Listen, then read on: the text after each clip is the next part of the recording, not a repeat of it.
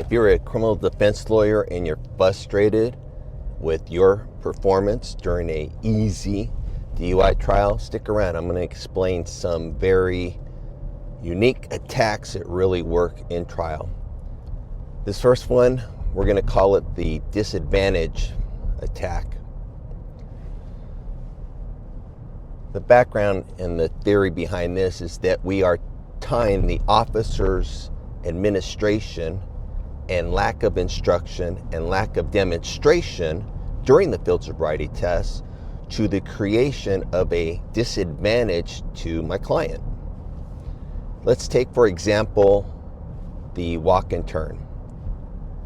If you've done any DUIs, you understand the walk and turn. It's a field sobriety test. It's a NHTSA approved test. It's one of the 3 test battery. You have the walk and turn, the one leg stand, and the horizontal gaze nystagmus. But let's talk a little bit about how are you going to use the disadvantage attack. First, step one, you're going to lay the foundation of the NHTSA manual as being the greatest thing since sliced bread. Just making a joke. What you're going to do is lay the foundation that the officer's training is based on the NHTSA protocol. You're going to establish that the officer went to field sobriety test training. The officer did the 40 hours. He did a wet lab, and he understands the NHTSA governs the way that we give field sobriety tests. That's step one. You're laying your foundation. Step two, you're going to lay the foundation to particular sections or sessions within the manual. You're going to pay particular attention to session 8, page 9 of the 2015 manual.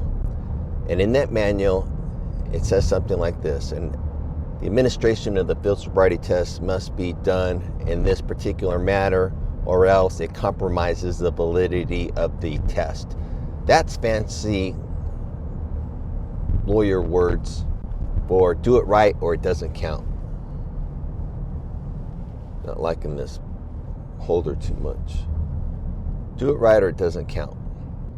You also need to understand that the NHTSA manual, you're going to have the 2015 manual, you're going to have the 2018 and 2023 manual.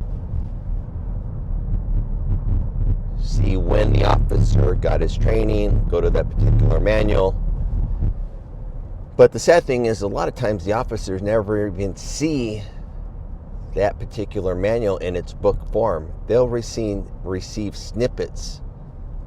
And I've never had an officer say, yeah, I have that manual and that's the one I have, and I have the complete NHTSA manual. What can you do about it? Take the NHTSA manual, go down to your office max, or whatever you want to call it. 92, hold that position, touching the heel of the right foot to the toes of the left foot. Did you? No. You gave that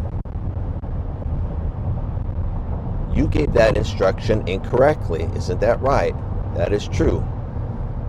Now, you could say, officer, when you gave an incomplete officer, when you gave an incomplete instruction, that caused a disadvantage to be created against my client. If he says yes, you got him. If he says no, you follow up with some more questions. Well, no, it doesn't create a disadvantage. Oh, so you're saying it's not a disadvantage that you have to follow rules and protocol by NHTSA. You didn't follow rules and protocol. You gave my client the wrong instructions, and you're saying it doesn't cause a disadvantage. Is that right? That's exactly what I'm saying. At that point, you say, you took the totality of everything you told him, and you looked at all these, quote, clues and cues. And you're just saying that giving him an incomplete set of instruction does not affect any other part of the performance of my client. Whatever he's saying, I think you'll be able to come back with a good cross follow-up question.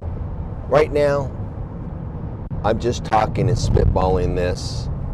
I have all this written out in a basically line by line by line question format, so if you get stuck, you know where to go. That being said, you're going on to the second question, the third question. You're telling the officer, okay, what's the next set of instruction that you gave him? I told him to do this. You could say, officer, you did not document that in your report. In your report, you documented that you gave him A, B, C, D, E, and F. You did not write in your report that you also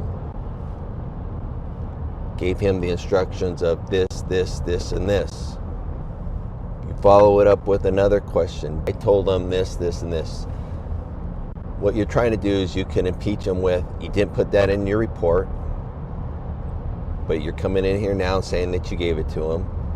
On direct examination, when you answer questions to the district attorney, you did not say you gave him that instruction. We listened to the body cam. We saw the body camera. You did not give him that instruction. You're trying to show that his direct testimony, the body camera, or the police report don't jive, are not consistent with what he's saying on your cross-examination. Then you go into your disadvantage. If you did not give Johnny that fourth instruction, would that cause a disadvantage to be created against my client? If he says yes, good, you mark that down. If he says no, then you say, well, how do we know that you gave that instruction? You're telling us here that you gave it, correct? Yeah, but you didn't put it in your report, correct? Yeah, I didn't put it in my report. But my report's only so I could jog my memory. Well, you're supposed to put, well, you put all the other instructions that you allegedly gave Johnny in your report. Yeah, but you want us to believe that you gave that fourth instruction to Johnny, right? Yep. But it's not in your report, it's not on your body cam, and you didn't say that on direct examination. And you agree that if you didn't give it to him, that would cause a disadvantage against my client. Well, I don't know if it would be a disadvantage. Would you agree that the NHTSA manual requires you to give a full instruction set? Yes. Would you agree that anything else is unfair?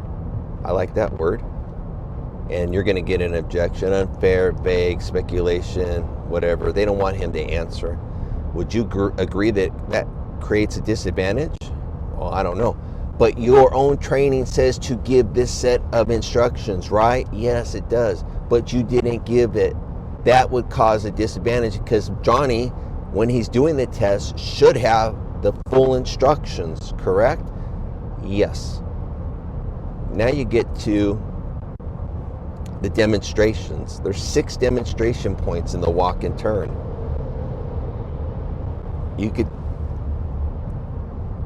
There's 6 demonstration points in the walk and turn. You go through the demonstration points just like I did. You can compare his testimony with the report, body cameras, and his direct examination. The way I do it, just take a white cardboard. I use like 90-pound hard stock. Draw 3 columns, 4 columns. That way you could just cheat sheet it on your report, his direct, and any body cameras. If he doesn't have a body camera, then you're down to 3 columns. You could look really quick and know where you're going. For you to do this, you got to have a very good understanding and memorize the field sobriety test, because without it, you're going to get beat. You want to be able to look like the authority in the courtroom. You're the guy that has the knowledge. You're the guy that knows right from wrong. And you want to be able to impeach the officer on that. Well, let's talk about court today. What the hell happens in court? A lot of time is wasted. Today I went to court on what's called a motion to suppress under Penal Code 1538.5 in California. I went to the courthouse in Indio. It is mid-October, and I swear to God, it was 90 degrees out there. It's hot. This is low desert, past Palm Springs. I get there, I subpoena both cops. Here's another trick. Why do you want to subpoena the cops for the hearings or the trial? That's the district attorney's job. Yes, it is. But why do you want to subpoena the cops? Because it gives you the ability to ask direct examination questions. Instead of crossing, you can form your question into one that would fall under the guise of a direct examination. And it might be something like, objection is calls for narrative. On direct examination, you're not using leading questions. It would be something like, what did you see next? What happened next? If you're trying to ask that question on cross, you might get an objection saying, objection, Your Honor, that's vague, blah, blah, blah, blah, blah, blah. And a lot of the judges, they'll just sustain it, which means you lose that argument just because they're ex-prosecutors. But if you subpoena the cop, then you have them under your thumb, and you have the right to direct them on questions. You have the right to cross-examine them on questions.